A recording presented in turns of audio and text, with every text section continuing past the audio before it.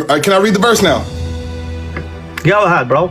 You're about to witness the end of Islam. Watch this. Genesis chapter 17, verse 15. We're going to read it.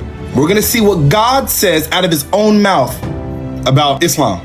It says, then God said to Abraham, as for Sarai, your wife, you shall not call her name Sarai, but Sarah shall be her name. Yep. And I will bless her, and I will give you a son by her. Then I will bless her, and she shall be a mother of nations. You agree Ishmael's already there by Hagar, correct? He had a son by Hagar called Ishmael, but God promised that through Sarah, his wife, she shall bear him another son. And through this son, she'll be a mother of nations, correct? That's what it says. Am I reading the Bible? Kings and people shall be from her. Watch this. It gets good. We haven't even got there yet. Then Abraham fell on his face, listen, and laughed. What is he laughing about?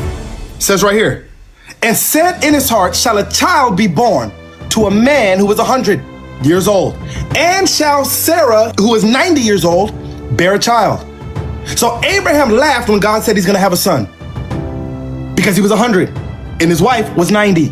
And then it says, and Abraham said to God, okay, so God made a promise to Abraham, but this is what Abraham said to God. Oh, that Ishmael may live before you. Under your blessing, yeah. Watch this. He said, oh, that Ishmael, his other son. God promised him another son, but he's still referring to the other son. And then God said, chat, what did God say? 2 letters. What did God say? Then God said, no, Sarah, your wife, shall bear you a son, and you shall call his name what? Isaac.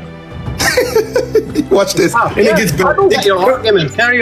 Dude, it gets better. It gets better, trust me. And it says, and you shall call his name Isaac, and I, God, will establish my covenant with him. So he said no to Ishmael. I'm going to establish my covenant with Isaac. And who else? Who else is there?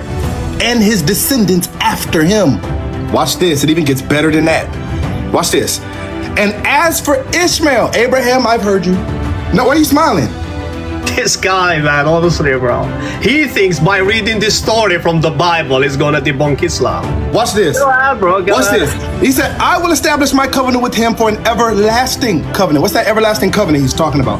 And with his descendants after him. And as for your Ishmael, I have heard you. You asked me, so here's what I'm gonna do. Watch this. He tells you what he's going to do. And he says, behold, I have blessed him. I will make him fruitful. I will multiply him exceedingly, and he shall get 12 princes, and I will make him a great nation.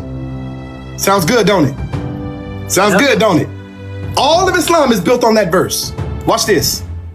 What happened, though, is they never kept reading. All y'all heard was great nation.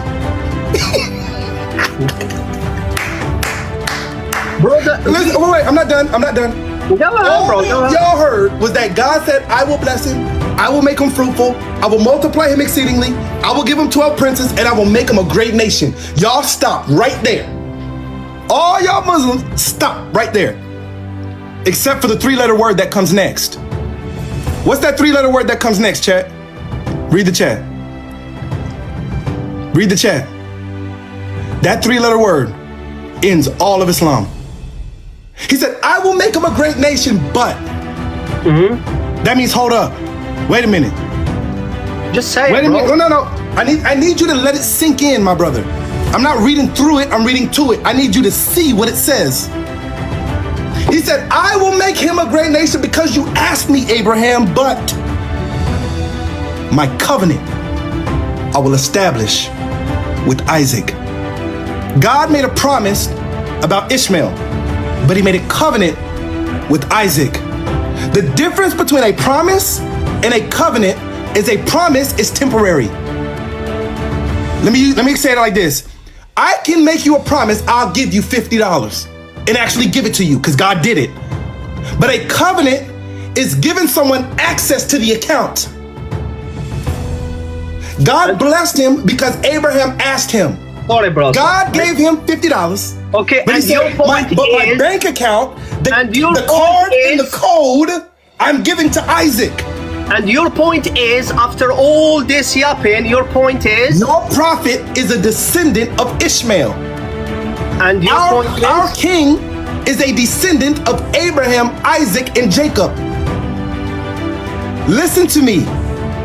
Why would God use a prophet who is a descendant of Ishmael, who had no covenant, to be the seal of all prophets of every prophet that was born through Isaac?